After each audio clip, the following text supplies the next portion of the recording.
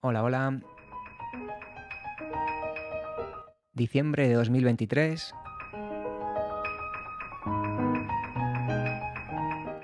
Vamos a terminar con el texto de Draper.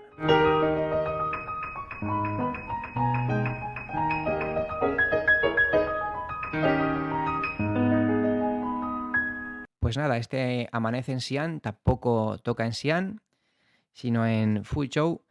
Luego os pongo en la descripción cómo se escribe en fonética y en caracteres chinos el nombre de esta ciudad del sur del país.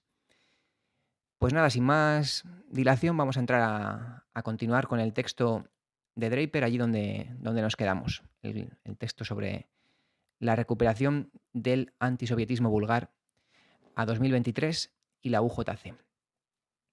Bien, pues el apartado donde nos quedamos es el problema de la conciencia desde fuera. Y dice así: vayamos a una importante cuestión del leninismo, la introducción de la conciencia comunista en el movimiento obrero desde fuera. En 1883, ante la tumba de Marx, Engels había comentado este asunto de pasada al referirse al papel de su amigo. Estas son las palabras de Engels. Marx era, ante todo, un revolucionario. Cooperar de este o del otro modo al derrocamiento de la sociedad capitalista y de las instituciones políticas creadas por ella, contribuir a la emancipación del proletariado moderno, a quien él había infundido por primera vez la conciencia de su propia situación y de sus necesidades, la conciencia de las condiciones de su emancipación, tal era la verdadera misión de su vida. Otro famoso texto de Engels de finales de los años 70, titulado Del socialismo utópico al científico, que es un pequeño extracto de unas poquitas porciones del Anti-Düring, de 3 capítulos del Anti-Düring, y que fue un texto muy breve y celebrado por Marx, cerraba aludiendo a este tema. Engels decía lo siguiente: el socialismo científico, expresión teórica del movimiento proletario, es el llamado a investigar las condiciones históricas de la revolución proletaria y con ello la naturaleza misma de este acto, infundiendo de este modo a la clase llamada a hacer esta revolución, a la clase hoy oprimida, la conciencia de las condiciones y de la naturaleza de su propia acción. Clarísimo cuál es el papel entonces del socialismo científico expresado así por Engels. En 1875, en la adición al prefacio a la edición de 1870 para la tercera edición de la Guerra Campesina en Alemania, Engels también hizo énfasis en la misma cuestión. Llamaba literalmente a redoblar sus esfuerzos en todos los aspectos de la lucha y de la agitación. Llamaba a hacer esto a todos los comunistas alemanes.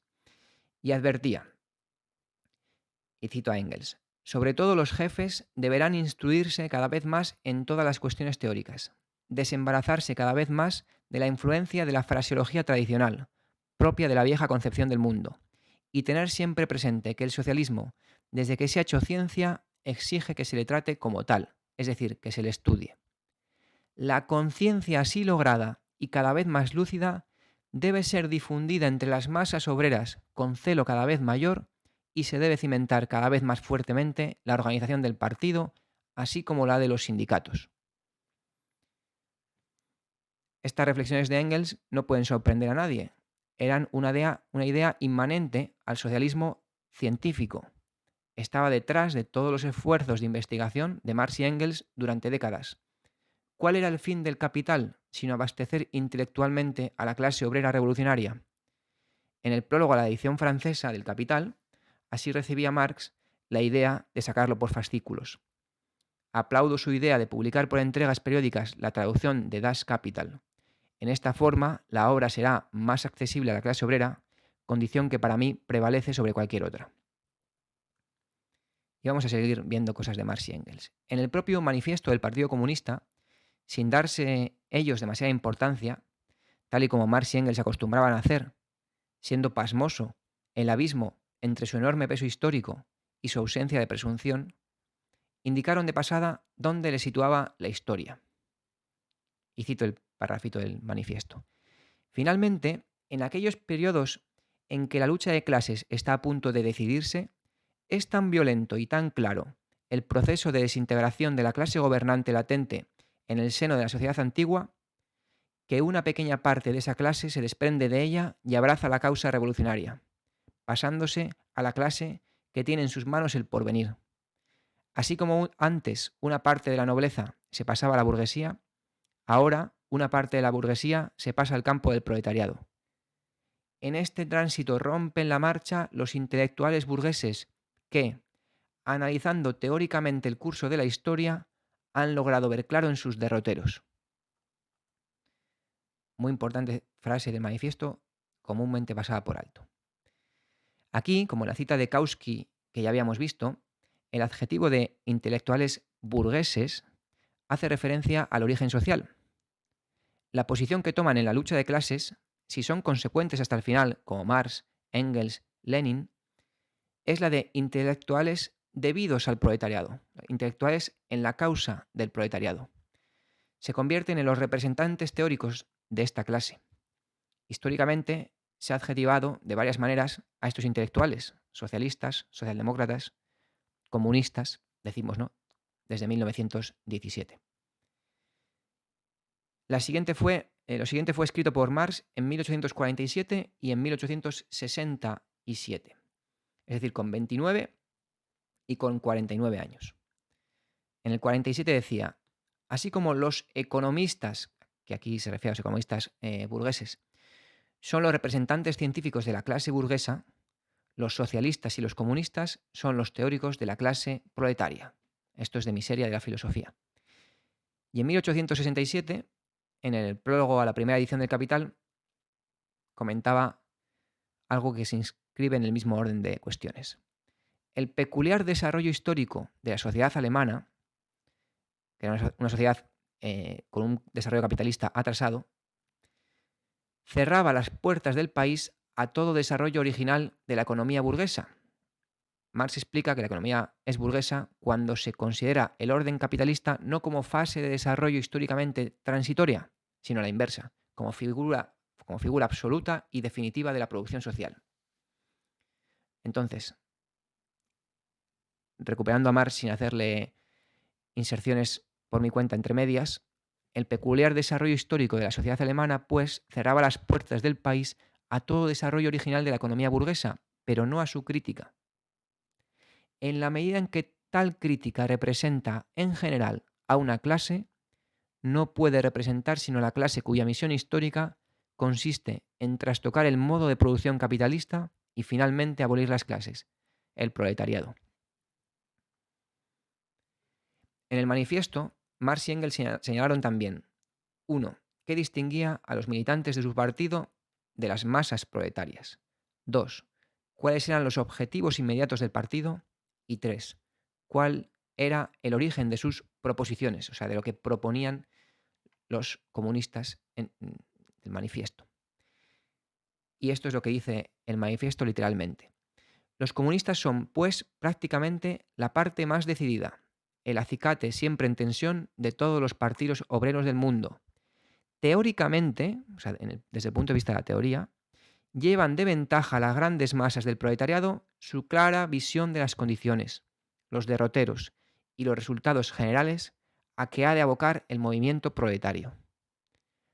El objetivo inmediato de los comunistas es idéntico al que persiguen los demás partidos proletarios en general: formar la conciencia de clase del proletariado, derrocar el régimen de la burguesía, llevar al proletariado a la conquista del poder. Las proposiciones teóricas de los comunistas no descansan ni mucho menos en las ideas, en los principios forjados o descubiertos por ningún redentor de la humanidad. Son todas expresión generalizada de las condiciones materiales de una lucha de clase real y vívida, de un movimiento histórico que se está desarrollando a la vista de todos. En estas tres frases vuelve a aparecer la misma idea que nos había explicado Engels. ¿Cuál es la tarea del socialismo científico? Lo que tiene que encontrarlo en la vida real y hacerlo consciente a sectores cada vez mayores de la clase obrera. Bien. Lenin fue el primer mejor heredero y desarrollador del legado de Marx y de Engels. 2 años y medio después de publicar Qué hacer, en octubre de 1905, tuvo que volver a hacer énfasis sobre el asunto de la conciencia desde fuera. Escribió un párrafo introductorio a un artículo de Stalin titulado Respuesta al Social Democrat. Esto es lo que decía Lenin sobre el texto de su camarada, sintetizando en la introducción con toda claridad la esencia de la cuestión. Y cito a Lenin introduciendo el texto de Stalin. En el artículo Respuesta al Social Democrat señalamos un magnífico planteamiento del problema de la famosa introducción de la conciencia desde fuera.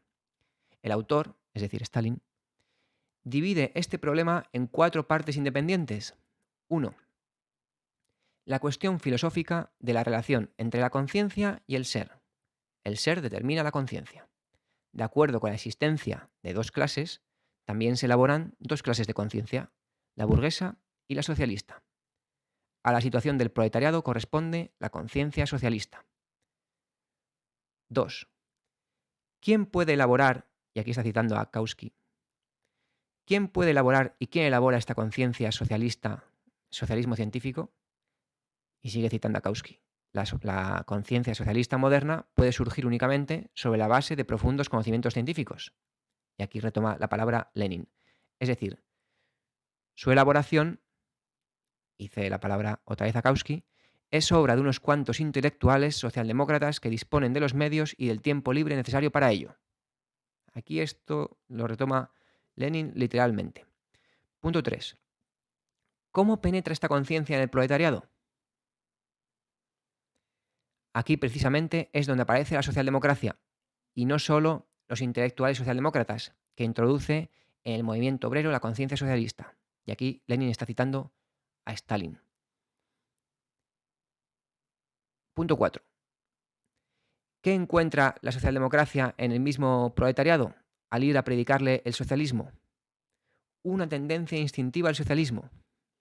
Y aquí Lenin cita a Kautsky. Con el proletariado nace por necesidad natural la tendencia al socialismo, tanto en los proletarios mismos como en los que asimilan el punto de vista del proletariado. Así se explica el nacimiento de las aspiraciones socialistas. Y, dice Lenin con sarcasmo, un menchevique deduce aquí una confusión ridícula. Y le cita. De aquí se desprende claramente que el socialismo no se introduce desde fuera en el proletariado, sino que, por el contrario, sale del proletariado y entra en la mente de los que asimilan las concepciones del proletariado. O sea, este menchevique revolvía todo de manera confusa. Con lo claro que habían sido Marx, Engels, luego Kautsky, luego Lenin y Stalin respecto a esta cuestión. En contra de lo que Draper buscaba aparentar, 3 años y medio después de Qué hacer, Lenin no tenía problemas en seguir citando aquellas ideas adecuadas que había expuesto en primer lugar Kautsky. Tal vez alguien quiera ver un poco más en detalle cómo lo explica el propio Stalin en su artículo. Y cito 2 párrafitos cortos. Así pues, la conciencia socialista la elaboran unos pocos intelectuales socialdemócratas. Ahora bien, en el movimiento obrero, esta conciencia es introducida por toda la socialdemocracia, que imprime a la lucha espontánea del proletariado un carácter consciente. ¿Cómo se puede comprender que, según nuestra opinión, según la opinión de los bolcheviques, la conciencia socialista es introducida en el movimiento obrero por la socialdemocracia y no solo por los intelectuales socialdemócratas? ¿Por qué cree usted que en el Partido Socialdemócrata no hay solo intelectuales? ¿Acaso no sabe usted que en las filas de la socialdemocracia hay muchos más obreros de vanguardia que intelectuales? ¿Acaso los obreros socialdemócratas no pueden introducir la conciencia socialista en el movimiento obrero? Bien, hasta aquí las palabras de Stalin, claras y pedagógicas. Por supuesto, esto no significaba que el fenómeno intelectual del partido corriese en una sola dirección. Desde el inicio de un partido comunista surge una nueva dinámica. Unos pocos trabajadores se elevan a la ciencia marxista. De entre ellos, algunos llegan a destacarse, entre otras cosas, por su labor teórica, y Stalin es un ejemplo de ello. A su vez, quienes tienen por función más eminente la actividad teórica aprenden de la vanguardia obrera y de las masas al estar más cerca de sus aspiraciones y de todas las iniciativas que despliegan ante cada coyuntura, incluidas las nuevas formas de organización. Aquí pongo entre paréntesis quién descubrió los soviets. ¿Los descubrió Lenin? ¿Los descubrió la propia clase obrera? Y ahí Lenin extrajo aprendizajes centrales. Bien, a través de esta dinámica entre el Partido Comunista, los intelectuales, la vanguardia comunista, las masas, toda la capacidad analítica del partido se levanta y robustece, así como la capacidad de continuar introduciendo la conciencia marxista-leninista en sectores mayores de la clase obrera. Y no obstante, la nueva dinámica no anula la verdad anterior, se levanta sobre ella y la hace más poderosa y compleja, pero por ejemplificarlo de manera concreta, Lenin tuvo que seguir escribiendo para asegurar que su partido no perdiera la línea y pudiera continuar introduciendo la conciencia comunista en el movimiento obrero.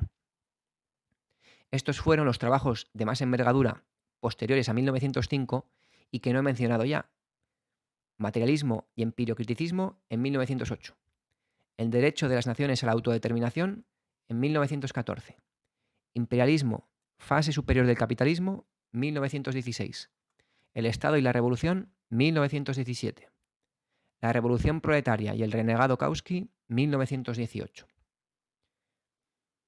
Es sabido que Stalin llamó numerosas veces a los comunistas, y especialmente a los dirigentes, a aprender de las bases del partido y de las masas. Con ello, llamaba a seguir el ejemplo de Lenin también en este aspecto. Pero teniendo en cuenta cómo Draper trata en su artículo al futuro renegado Kautsky para reinterpretar a Lenin, conviene cerrar apuntando que el propio Kautsky tampoco era ajeno a ello.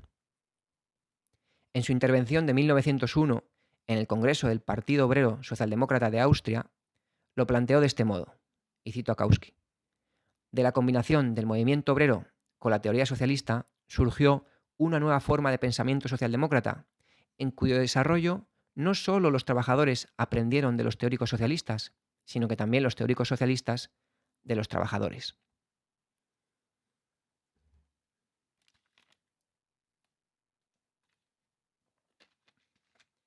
Siguiente punto: el partido de masas de Lenin y otras artimañas de Draper.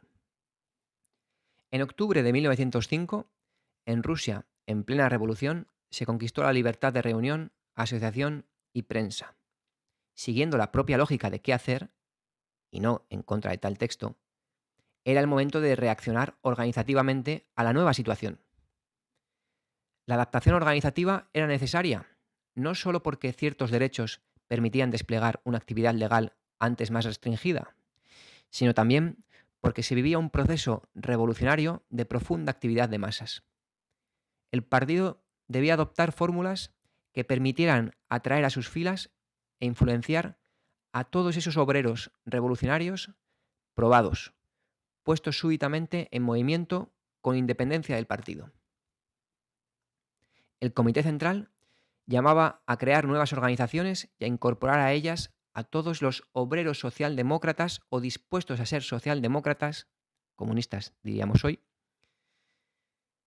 La situación era muy distinta a inicios de 1902. Entonces Lenin había propuesto un periódico central clandestino como esqueleto de un partido desperdigado y perseguido por el zarismo, cargos no elegibles y una red de revolucionarios profesionales que aseguraran la pervivencia de la organización y su contacto con las masas en las situaciones de hostigamiento policiaco.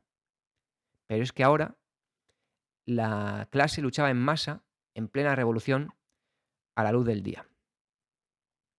En noviembre de 1905, Lenin, tras la resolución del Comité Central, llamaba a mantener el aparato clandestino, pues las libertades recién conquistadas no eran confiables, pero también llamaba a desplegar la nueva actividad posible, a crear asociaciones del partido, y también externas pero adheridas, adaptadas a la nueva situación, legales y semilegales. Y llamaba a todos los militantes a concebir y crear las organizaciones de este tipo adecuadas a su zona de actividad, capaces de atraer a todos los obreros templados en la lucha revolucionaria de 1905 e inclinados al comunismo. Este era el modo de avanzar en la nueva circunstancia en la construcción del partido de la clase. También la elegibilidad de los cargos era algo que ya podía empezar a aplicarse, aunque empleando seudónimos por la previsible contrarrevolución zarista. Construir el partido sobre la base del principio de la elección de sus cargos era esencial para Lenin en condiciones de libertad política. Había riesgos en este llamamiento del partido a incorporar a más obreros. Conociendo las artimañas de Draper, es propicio ver directamente cómo planteaba Lenin la cuestión. Y vamos a leer a Lenin. Podría considerarse un peligro el hecho de que de pronto ingresara en el partido gran número de elementos no socialdemócratas. El partido se diluiría en esa masa. El partido dejaría de ser el destacamento consciente de vanguardia de la clase. El partido quedaría reducido al papel de retaguardia. Sería este indudablemente un periodo lamentable. Y este peligro, sin duda, podría adquirir importancia muy seria si entre nosotros hubiese propensión a la demagogia, si estuviésemos totalmente desprovistos de los cimientos del programa, o sea, del partido, como es el programa, las normas tácticas, la experiencia organizativa, o fueran estos débiles y vacilantes. Pero todo consiste en que no se dan estos síes.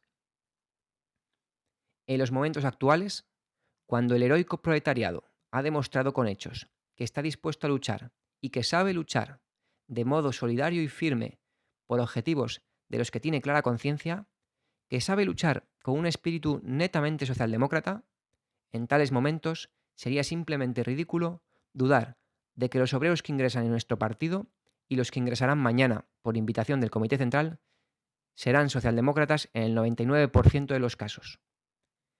La clase obrera es instintiva y espontáneamente socialdemócrata, y la labor de la socialdemocracia durante más de una década ha hecho una contribución nada desdeñable a la transformación de esa espontaneidad en adhesión consciente.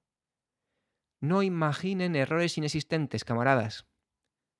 No olviden que en todo partido vivo y en desarrollo habrá siempre elementos de inestabilidad, inseguridad y vacilación.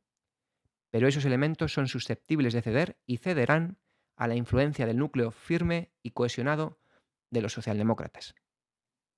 Hasta aquí la cita de Lenin.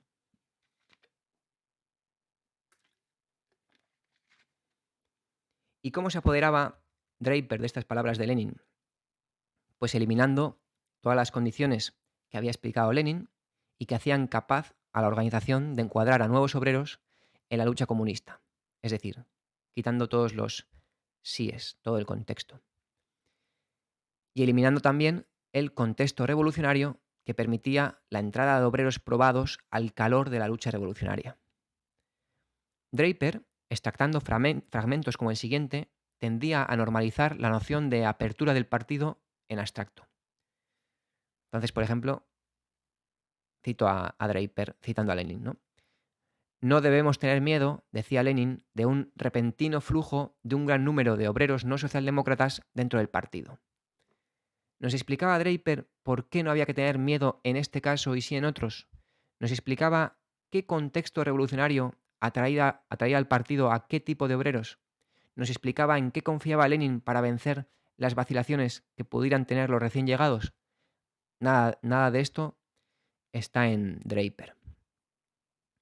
Sin embargo, eran importantes los señalamientos que hacía Lenin para que la apertura del partido fuese un verdadero éxito de reclutamiento revolucionario. Y lo podemos ver en esta otra cita de Lenin.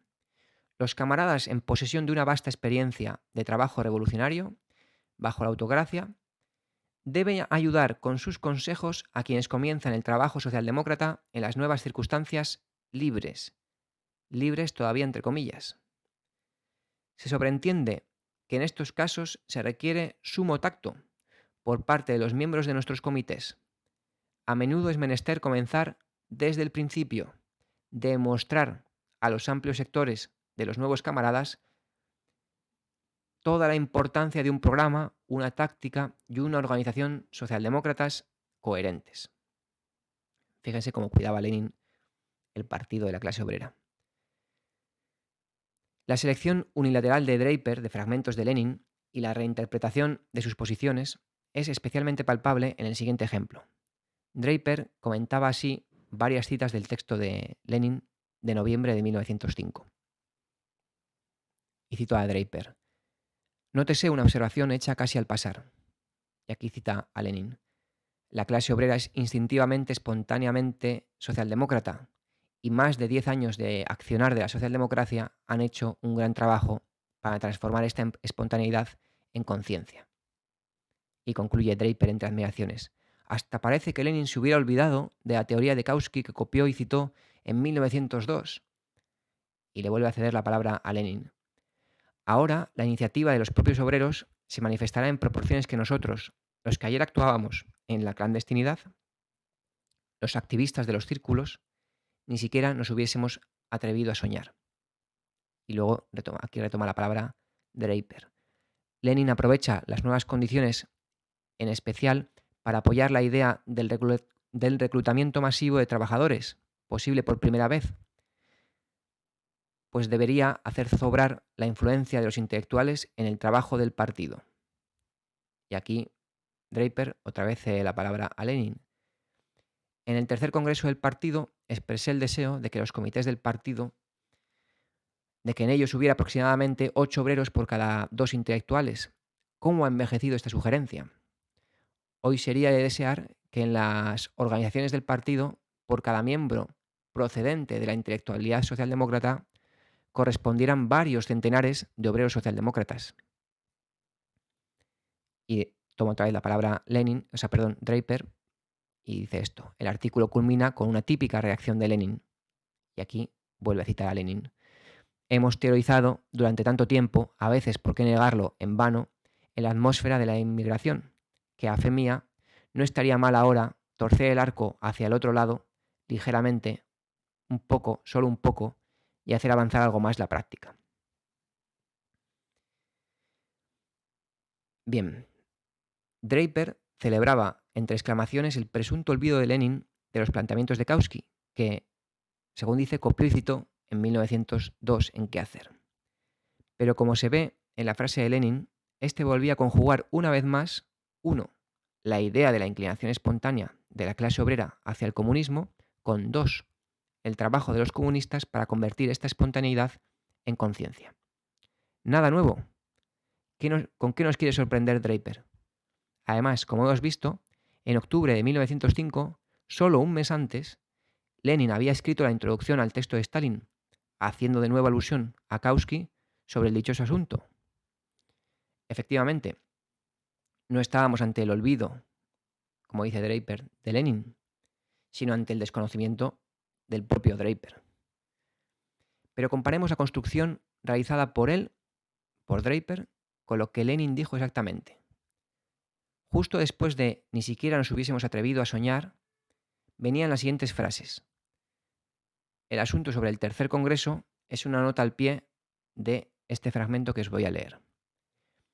Ahora la influencia de las ideas del socialismo sobre las masas del proletariado discurre y discurrirá por vías que a menudo no estaremos en condiciones de rastrear. A tono con esas condiciones, tendremos que preocuparnos por lograr una distribución más acertada de los intelectuales socialdemócratas, para que no se acumulen inútilmente donde el movimiento ya está encarrilado y puede, si cabe la expresión, valerse por sí mismo. Y para que desciendan, entre comillas, pone Lenin, para que desciendan a donde el trabajo es más duro, las condiciones más difíciles, mayor la necesidad de gente experta y conocedora, donde las fuentes de luz son menos y el pulso de la vida política más débil. Y hasta aquí lo que decía Lenin. ¿Es honesto resumir esto diciendo que Lenin, cito a Draper, aprovecha las nuevas condiciones, en especial para apoyar la idea de que el reclutamiento masivo de trabajadores, posible por primera vez, debería hacer zozobrar la influencia de los intelectuales en el trabajo del partido? Lo que estaba haciendo Lenin era dar mucha importancia, en unas tareas determinadas, a esos intelectuales socialdemócratas, así, con adjetivo, no intelectuales en general, como dice Draper. Lenin apostaba por su colocación allí donde el movimiento estaba más desorganizado y donde, por tanto, necesitaba más apoyo. Obviamente, aumentar el peso de la militancia obrera correctamente encuadrada en el partido marxista era la gran tarea conducente al partido de la clase obrera. Este partido aspira a organizar a la vanguardia de la clase para dirigir a la clase y a todas las masas explotadas. No hay otra forma de organizar la revolución proletaria, porque es obra de la clase obrera misma. Pero Lenin contraponía este aumento obrero a la presencia de los intelectuales comunistas.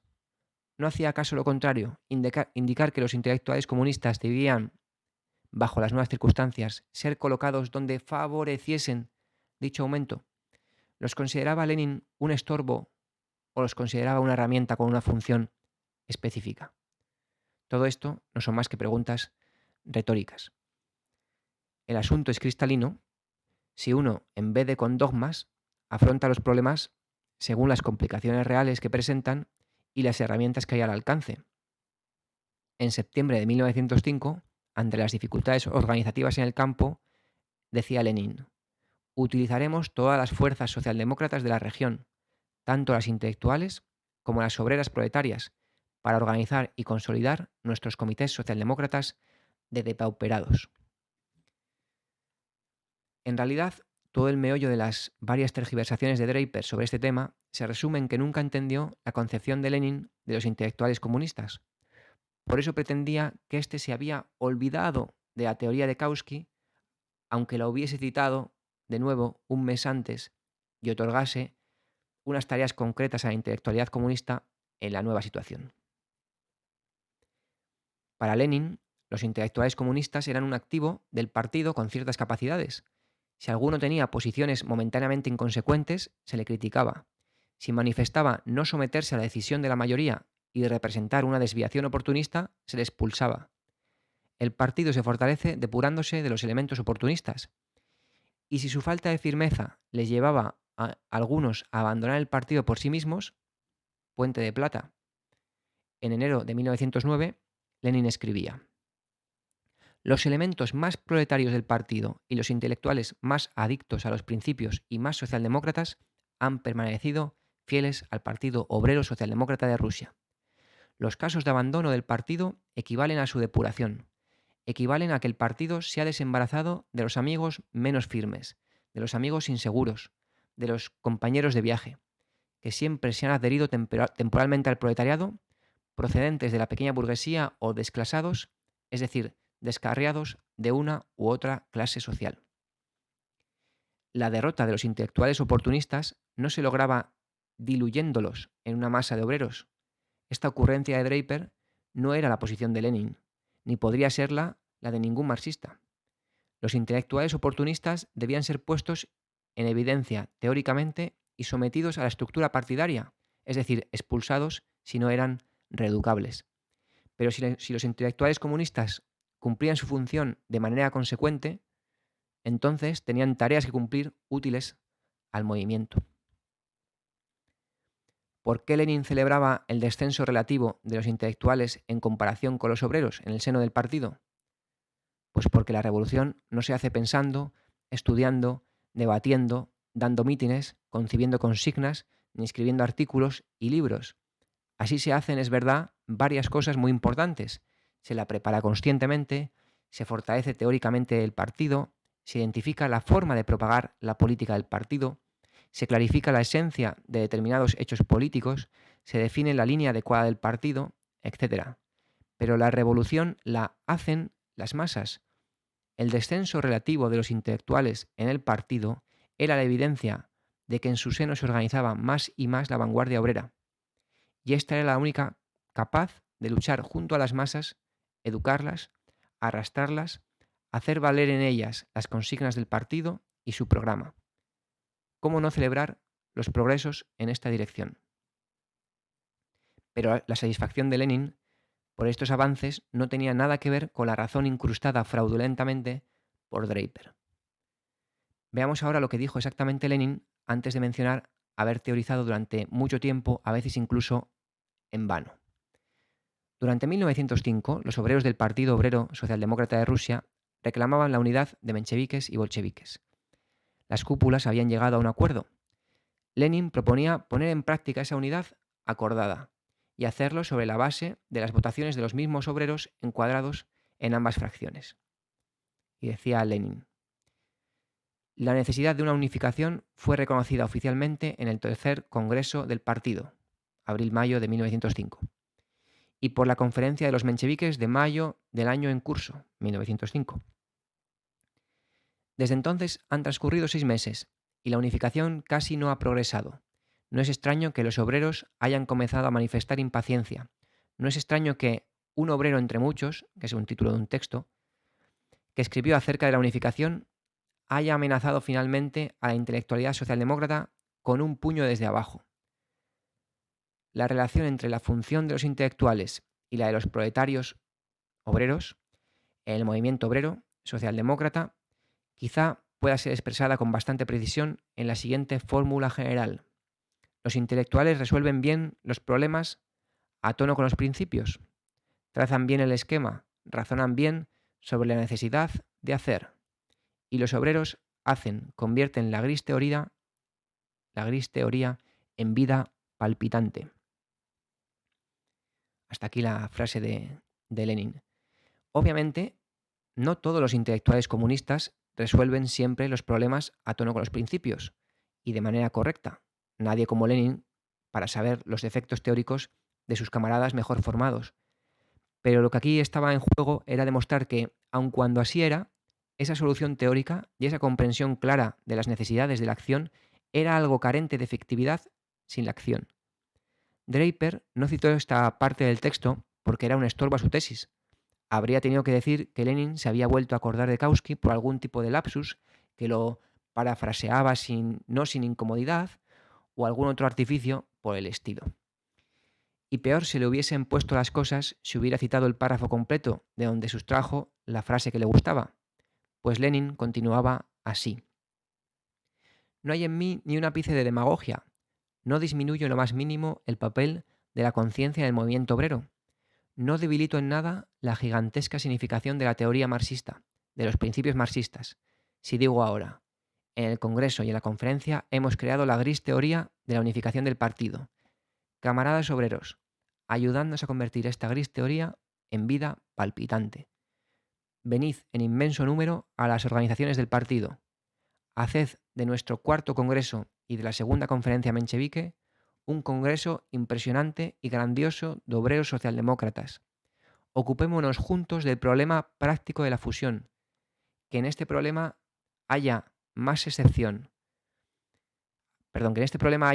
excepción una excepción que confirma la regla inversa, una décima parte de teoría y 9 décimas partes de práctica. Tal deseo es, en verdad, legítimo, históricamente necesario y psicológicamente comprensible. Hemos teorizado durante tanto tiempo, a veces por qué negarlo en vano, en la atmósfera de la inmigración, que a fe mía no estaría mal, ahora, torcer el arco hacia el otro lado, ligeramente, un poco, solo un poco, y hacer avanzar algo más la práctica. En el tema de la unificación, que por las razones de la escisión nos ha llevado a derramar mares de tinta y gastar montañas de papel, en este tema sería indudablemente oportuno el empleo de tal procedimiento. En particular, los que vivimos en la inmigración echamos de menos el trabajo práctico y, por añadidura, hemos escrito ya un excelente y completo programa de toda la revolución democrática. Unámonos, pues, para poner en obra esta revolución. Y hasta aquí las palabras de Lenin, que como se ve, Draper las había desnaturalizado y las había limpiado de los problemas que identificó Lenin y del modo en que veía adecuado afrontarlas.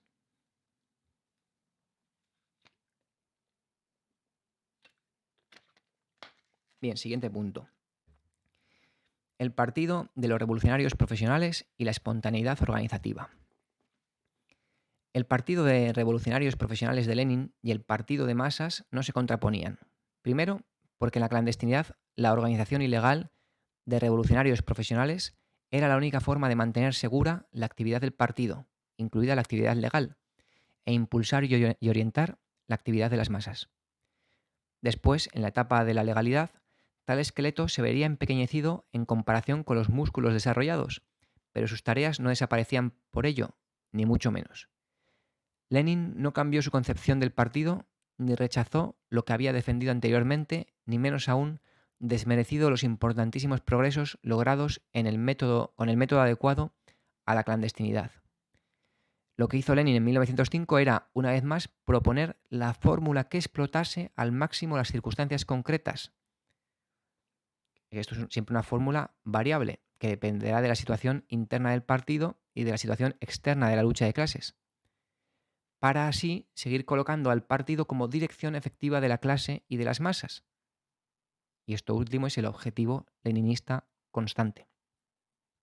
Quien tenga en cuenta esta última aspiración permanente de Lenin y del leninismo, esta tarea esencial y general del partido de nuevo tipo, entenderá sencillamente las formas distintas en que los bolcheviques la desarrollaron en función de las variaciones de las circunstancias.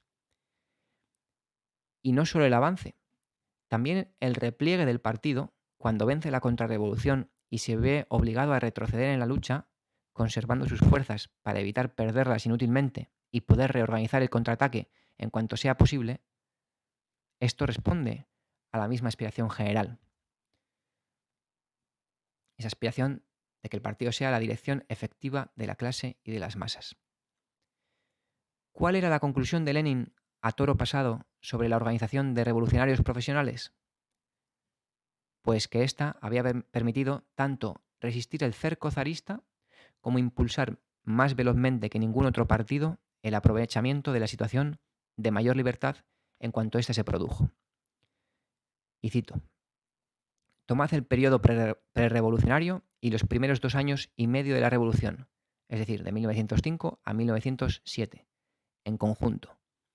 Comparad durante este tiempo nuestro partido socialdemócrata con los demás partidos en cuanto a su cohesión, grado de organización y continuidad. Tendréis que reconocer que en este sentido es indiscutible la superioridad de nuestro partido sobre todos los demás. El Partido Socialdemócrata, a pesar de la escisión, utilizó antes que todos los demás partidos el destello temporal de libertad para hacer efectivo el régimen democrático ideal de organización abierta, con elección de cargo, con representación en los congresos según el número de miembros organizados del partido. ¿Quién ha encarnado esta superior cohesión, solidez y firmeza de nuestro partido? La organización de revolucionarios profesionales, creada más que nada gracias a Iskra, el viejo núcleo fundamental que preparó y forjó el partido con más celo que nadie. 3 años antes, en Qué hacer, había luchado Lenin por generar esta organización que sería la única capaz de forjar el partido. Había que convencer de su necesidad, pero eso era algo que ya, para estas alturas, se había logrado. Dice Lenin: ahora la idea de la organización de revolucionarios profesionales ha alcanzado ya una victoria completa, pero tal victoria hubiese sido imposible si no se hubiese presentado esta idea en primer plano a su tiempo y si no se hubiese explicado exageradamente a quienes impedían ponerla en práctica. ¿Pero cómo afrontó Draper las reflexiones de Lenin? Pues atenuando la importancia de los revolucionarios profesionales. Draper nos dice: en ese momento, 1907, Lenin estaba ocupado en señalar con fuerza que el éxito de la organización del partido fue logrado gracias a las capacidades organizativas inherentes de la clase obrera. Sin esta condición, una organización de revolucionarios profesionales podía haber sido solo una mera aventura o un mero espejismo. Lo enfatizó varias veces. Estas son las palabras de Draper. La segunda oración es correcta, pero no la primera. Es correcto decir que si las capacidades organizativas inherentes a la clase obrera, una organización de revolucionarios profesionales podría haber sido solo una aventura, pero no lo es la primera afirmación. Vamos a ver por qué. La cuestión de que el éxito de la organización del partido fue logrado gracias a las capacidades organizativas inherentes de la clase obrera es un error. Primero hay que recordar lo que dijo Lenin en noviembre de 1905. Por un lado, defendió mantener la organización de revolucionarios profesionales y por otro, llamó a ampliar la actividad y lo hizo adelantándose a un problema potencial. Si no aprovechamos la ocasión, la habremos perdido, en el sentido de que esa necesidad de organizarse, que de modo tan acuciante sienten los obreros, desembocará en formas anormales, peligrosas, fortalecerá tales o cuales independentistas. Estos eran unos agentes provocadores zaristas. Como se ve, en 1905, Lenin estaba lejos de pensar que en los obreros hubiese una capacidad inherente de organizarse de manera revolucionaria correcta que a su vez asegurase la organización del partido. Al contrario, estaba preocupado por todos los problemas que se podían derivar de rebajar el papel del elemento consciente del partido experimentado. Le preocupaban las formas de organización, incluso peligrosas, en las que podía acabar la clase obrera. En otoño de 1905, el gobierno zarista había formado el Partido Obrero Social Independiente para desviar a los obreros de la lucha revolucionaria. La policía secreta estaba inmiscuida. La única forma de evitar que problemas de este calado generasen una situación de riesgo era a través del abnegado trabajo del partido y especialmente de los revolucionarios profesionales experimentados. En palabras de Lenin, el viejo núcleo fundamental que preparó y forjó el partido con más celo que nadie. La cita que Draper reinterpreta era de 1907, de la introducción a la reedición de ¿Qué hacer? Como ahora veremos, en ella Lenin subrayaba la capacidad organizativa, sí, pero en comparación con el resto de clases. Claro que la clase obrera tiene una capacidad organizativa mayor que el resto de clases. Y esa capacidad organizativa de la clase obrera era la base de la eficacia de los revolucionarios profesionales comunistas. Pero tales revolucionarios no habrían podido construir porque tales revolucionarios no habrían podido construir tan sencillamente una organización campesina. Pero nótese la diferencia enorme entre, como hizo Draper, poner el acento fundamental en el elemento base, que puede ser aprovechado o no, con ponerlo en el lugar en que lo colocó Lenin, en la forma organizativa que permitía sacar todo el rendimiento al elemento base. El éxito de la organización del partido no se lograba meramente por la capacidad organizativa de la clase obrera, sino por cómo se enfocaba y realizaba el trabajo del partido para aprovechar esta capacidad. Plantearlo, como lo resumía Draper, suponía dejar de lado lo que constituía el verdadero debate en el seno del Partido Obrero Socialdemócrata de Rusia. Y ahora voy a citaros a Lenin. ¿Quién ha encarnado esta superior cohesión, solidez y firmeza de nuestro partido? La Organización de Revolucionarios Profesionales, creada, más que nada, gracias a Iskra. Naturalmente, la condición fundamental de este éxito fue que la clase obrera, cuyos mejores elementos crearon la socialdemocracia, se diferencia, en virtud de causas económicas objetivas, de todas las demás clases de la sociedad capitalista por su mayor capacidad de organización. Sin esta condición, la organización de revolucionarios profesionales sería un juego, una aventura, un rótulo vacío, y el folleto ¿Qué hacer? Subrayaba reiteradamente que la organización defendida por él tiene sentido solo en ligazón con la verdadera clase revolucionaria que se alza espontáneamente a la lucha. Pero la máxima capacidad objetiva del proletariado para unirse como clase se realiza por hombres de carne y hueso y precisamente en determinadas formas orgánicas. Y hasta aquí lo que decía Lenin. ¿Qué estaba defendiendo Lenin con esto? Pues que la organización de revolucionarios profesionales era útil no porque la clase obrera fuera una arcilla inerte a la que estos daban forma a placer, sino porque esa organización de revolucionarios profesionales servía a las potencialidades y a la tendencia de la propia clase obrera. Precisamente esa organización debía despejar, facilitar, clarificar el desarrollo de esa tendencia y luchar contra todo lo que interna y externamente dificultara, oscureciera y desviara su desarrollo. Es decir, Lenin estaba explicando que la idea de los revolucionarios profesionales no era una idea voluntarista, sino algo fundamentado en condiciones objetivas.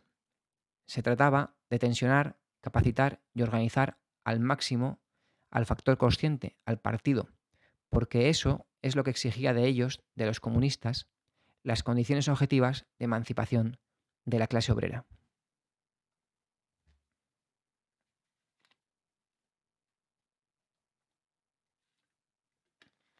Bien, siguiente punto es el de Plejánov acusa a Lenin de idealista por qué hacer.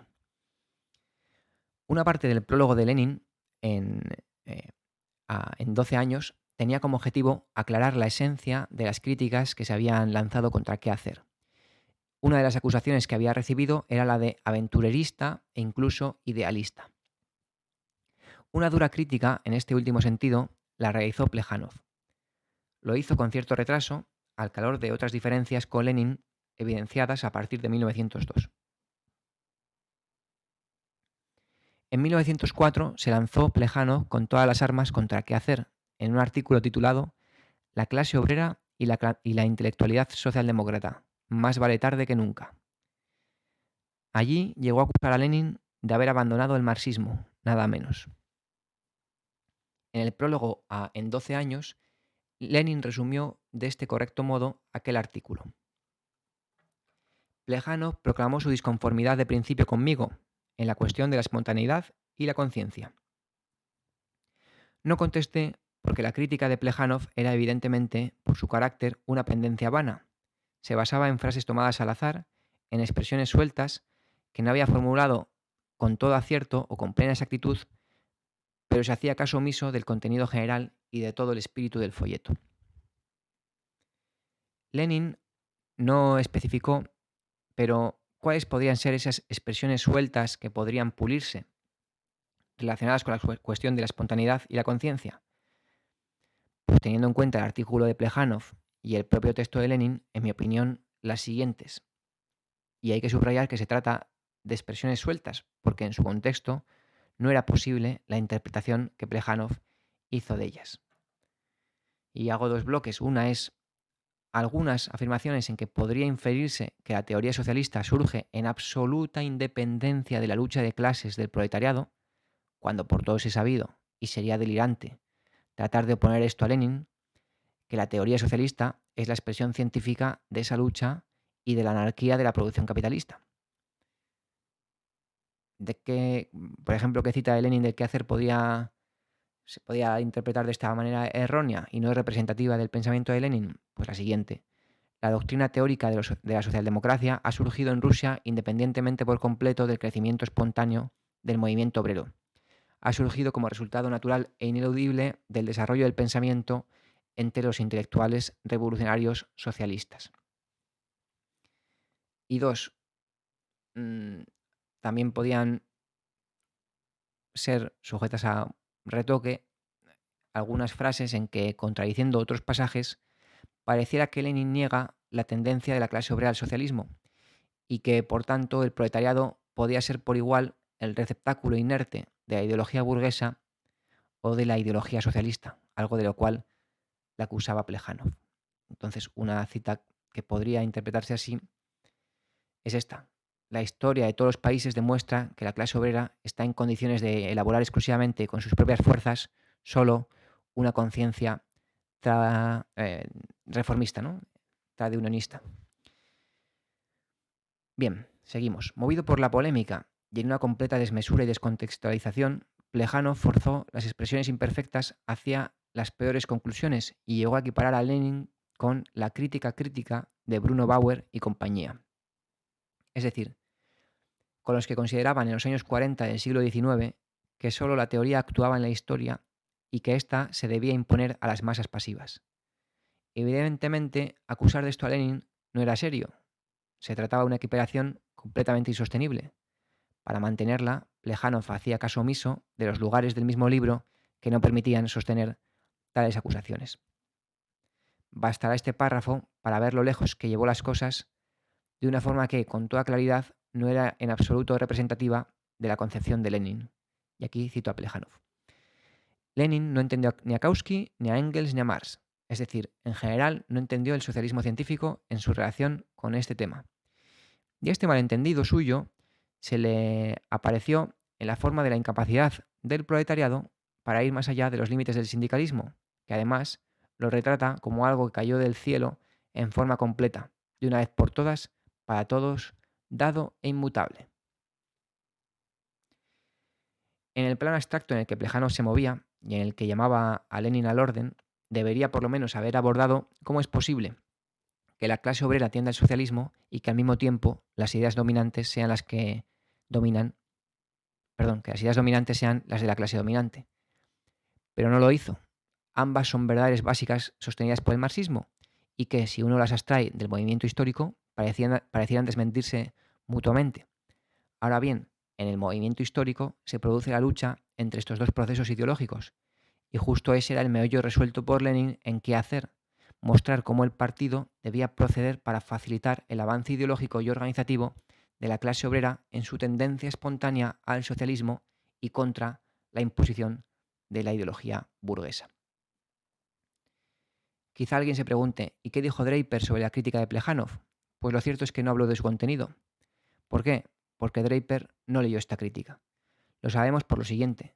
Lenin dijo en su prólogo que Plejánov escribió ese artículo poco después de un paso adelante, dos pasos atrás. Draper malinterpretó a Lenin en esta precisión cronológica. Ya no nos sorprende que Draper lea mal.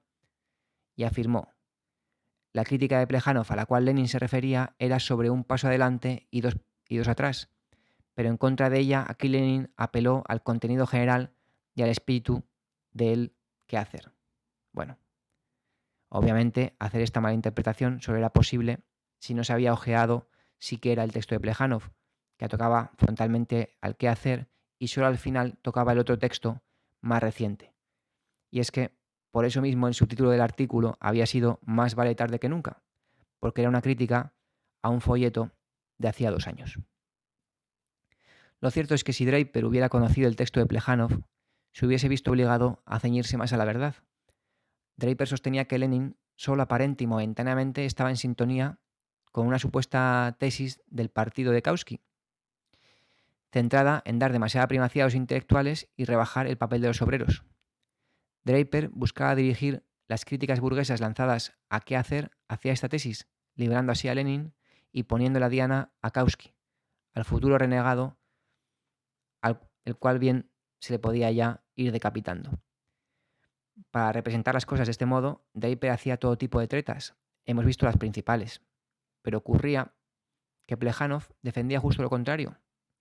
Afirmaba que Lenin no tenía derecho a basarse en Kautsky porque, al contrario de este, Lenin defendía una organización y una teoría absolutamente independizada de la clase obrera y no reconocía la tendencia de ésta al socialismo.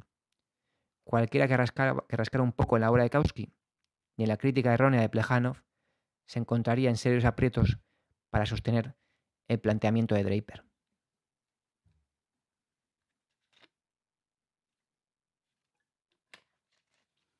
Último subapartado contra Draper. Aunque este subapartado no es contra Draper como tal. La única e importante rectificación posterior de Lenin respecto a qué hacer. Respecto a qué hacer, la única cuestión de principio que Lenin rectificó fue la vieja defensa de la neutralidad de los sindicatos. Así lo explicó en 1907 y es conveniente tomar buena nota de ello. Cito a Lenin. En particular, yo me pronuncié por la neutralidad de los sindicatos. En 1902. Desde entonces, ni en los folletos ni en los artículos de prensa me he manifestado de otro modo, a pesar de las múltiples afirmaciones hechas por mis contendientes. Solo en el Congreso de Londres del partido, en la primavera de 1907, y en el Congreso Socialista Internacional de Stuttgart, agosto de 1907, me hicieron llegar a la conclusión de que no se debía defender en principio la neutralidad de los sindicatos. El único principio acertado consiste en la mayor aproximación de los sindicatos al partido. Nuestra política debe tender a acercar y ligar a los sindicatos al partido. Hay que aplicarla con perseverancia y firmeza en toda nuestra propaganda y agitación y en el trabajo de organización, sin aspirar a simples reconocimientos y sin expulsar de los sindicatos a los que piensen de distinto modo. Y bien, ya con esto vamos a cerrar el artículo con el último punto, que ya deja de lado el texto de Draper. Este último punto se titula El vigente rescate de ideas trotskistas, consejistas y otras viejas desviaciones. El pasado agosto, Joti Brar, del Partido Comunista de Gran Bretaña, marxista-leninista, publicó un destacable artículo, yo diría que necesario para el movimiento comunista actual. Es un texto que encierra conclusiones cruciales. En él, al criticar al Partido Comunista de Grecia, al KKE, Brar expuso los puntos de encuentro de la política de este partido con las desviaciones de Trotsky. El lector encontrará, o aquí el oyente encontrará, que varios de estos puntos no se limitan al KKE. Y cito: al igual que Trotsky, los promotores de esta teoría de la pirámide imperialista se niegan a reconocer la realidad imperialista de las naciones oprimidas y opresoras. Al igual que Trotsky, se niegan a reconocer la necesidad de unificar la lucha proletaria en los países imperialistas con la lucha antiimperialista de las naciones oprimidas. Al igual que Trotsky, se niegan a ver el potencial revolucionario en cualquier clase que no sea el proletariado.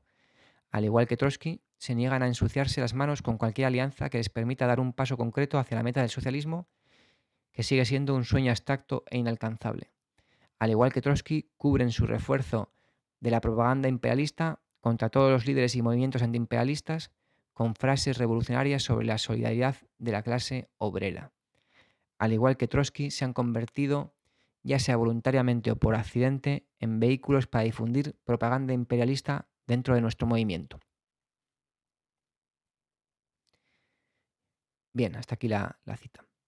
Quien conozca más en detalle la producción teórica, por llamarla de alguna manera, de la actual dirección de la UJC, la que lleva en curso desde mayo de 2022 y que va a terminar en diciembre de 2023, sabrá que otras de las críticas que este artículo vuelca al KKE, como la ausencia de datos para demostrar sus posiciones, son también moneda de uso común del esquematismo izquierdista. No voy a repetir el certero análisis del movimiento comunista internacional que figura en el artículo mencionado. Solo dejo constancia de que la difusión y producción de los típicos artículos antisoviéticos, como el de Draper, y de las viejas visiones izquierdistas, están tomando nuevos bríos en el marco de un escenario internacional fatalmente propicio. Por Twitter se mueven como la pólvora. No es casual ni es un fenómeno estrechamente español. En el contexto actual, esta dinámica responde al oportunismo izquierdista. Se trata de una acción refleja y unilateral contra el oportunismo de derechas. Lleva, por la vía del radicalismo verbal, a la misma impotencia y fracaso del movimiento revolucionario, de la clase obrera y de los países que luchan por la independencia nacional. Los comunistas hemos de trabajar contra las dos grandes desviaciones que retrasan el despliegue de la capacidad revolucionaria de la clase obrera y que debilitan la lucha contra el imperialismo. Esta situación nos arroja una obligación teórica: volver a saldar cuentas a 2023 con la izquierda comunista, antileninista de hace 100 años, así como con el trotskismo, con el fin de evitar que los momentos de crisis sean afrontados con falsas salidas. Así como no es complicado desviarse a derecha y a izquierda sin tener un dominio doctrinal de estas tendencias desviadas, los marxistas-leninistas sí tienen serísimas complicaciones de analizar y actuar siempre como tales, tan pronto como dejan de lado algún episodio crucial del movimiento comunista en el que se aclaró la línea correcta. No dejaremos de pagar duramente, con el precio de la confusión y la ineficacia, esta costumbre de estar de espaldas a la obra de Marx, Engels, Lenin y Stalin y, en su lugar, agarrarnos a cualquier cosa vistosa que pasa por delante de las narices. Si algo positivo comenzó a gestarse en la primera década del siglo XXI, hemos de continuar empujándolo hacia adelante sobre la base de todos los problemas ya superados por la historia del comunismo.